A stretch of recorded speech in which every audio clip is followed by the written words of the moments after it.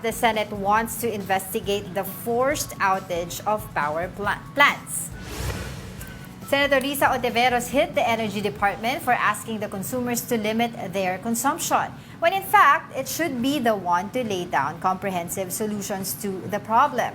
Senator Win Gatchalian, meanwhile, questions why over 40 power plants were forced to shut down. The DOE says they are closely monitoring the operations of power plants and coordinating with them. Bakit nagkaroon ng mga forced outages yung mga planta natin ngayon? 47, ganung karaming forced outages ang nawala sa sistema natin. Dapat maimbestigahan ito. Dapat tignan mabuti kung bakit nagkaroon ng forced outage. Dahil nung nagkaroon ng forced outage, nakita ko tumaas rin ang presyo ng kuryente. Well, okay naman ang sabihin sa atin na magtipid, but it shouldn't be their solution to the problem. Natural behavior lang naman sa mga tao na magtipid. Oo, wag lang yun ang remedy nila sa kapalpakan na nangyari.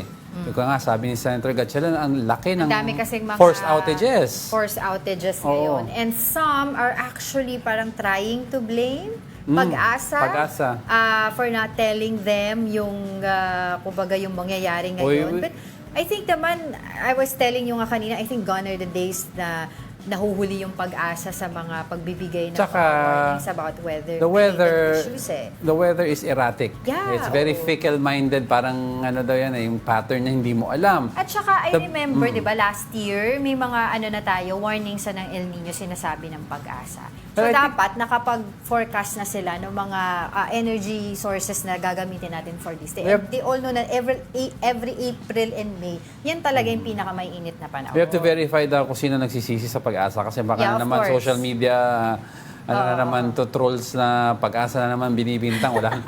Di mo nila kasalanan ng shifting weather patterns. The best they can do is a best guess. Yun nga yung science of studying weather models, 'di ba? Sabi nila it's a best guess best guess nila or best scenario possible na pwedeng mangyari ang laging i-report nila.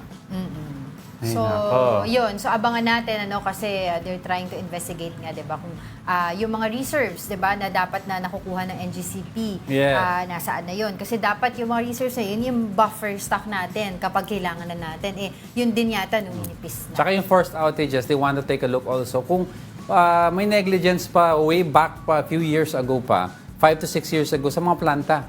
Because long-term yung makakasira sa planta, poor maintenance. Right. So we have to take a look. Bakit nga, sabi ni Senator Win, bakit ang daming forced outages, di ba?